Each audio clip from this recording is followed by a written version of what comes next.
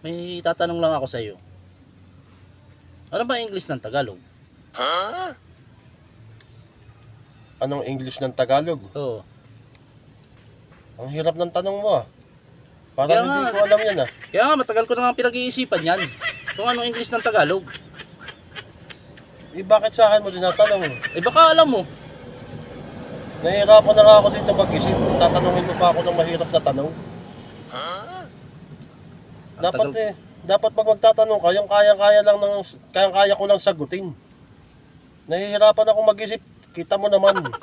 Ang sinabi sa akin yun, kung ano daw English ng Tagalog. Hindi ko nga alam. Ay maghapon ako nag-iisip eh, hindi ko pa maisip kung ano yung maghapon, yung English ng Tagalog. Eh kung nahirapan ka nga, halos maghapon mo inisip, hindi mo nasagot. Sa akin mo pa itinanong, ay hirap na rin ako mag-isip. Ano ba naman yan? Tapos sabi sa akin, kung babaliktarin ko daw, ano daw ang Tagalog ng English? Oh, Ay di lalo na ako naguluhan. ay hindi nga ako marunong sa English. Tagalog, i-Englishin. Tapos ay English tatagalogin. So nahirapan ka rin. Kaya nga tinatanong ko sa iyo. Eh anong malay ko dyan? Hindi ko naman sagot niyan. English, Tagalog, i-Englishin daw. Tapos English tatagalogin. Nahihirapan na nga ang isip ko. Sa akin mo pa tinanong. Kaya nga lumapit ako sa iyo para baka alam mo. Huwag mo na kaisipin yun. Ibahin mo na lang ang tanong mo.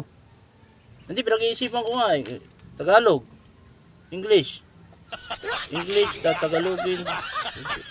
Tapos balik din eh. Tagalog to Tagalog, English to English.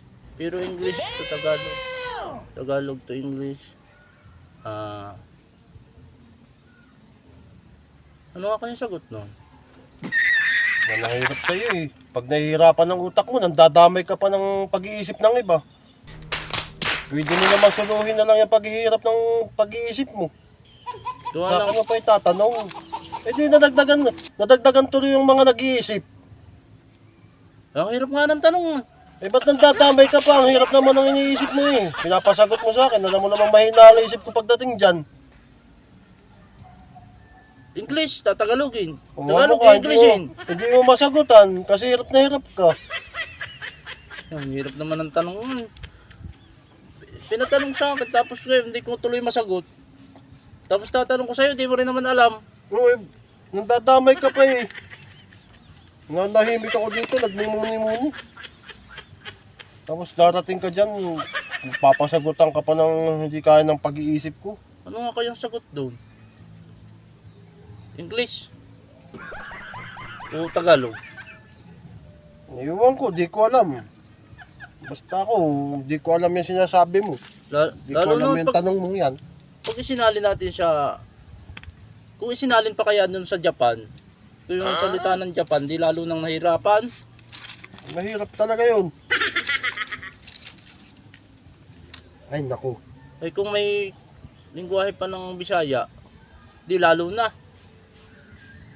Ay, naku. English Tagalog na nga lang, hindi ko na maintindihan. Dami-dami ko na iniisip. Ano ka pa, dinagdagan mo pa. Sa iba mo itanong kaya, wag mo naman sa akin itanong. Nahihirapan ako Iba ko eh. na lang itatanong.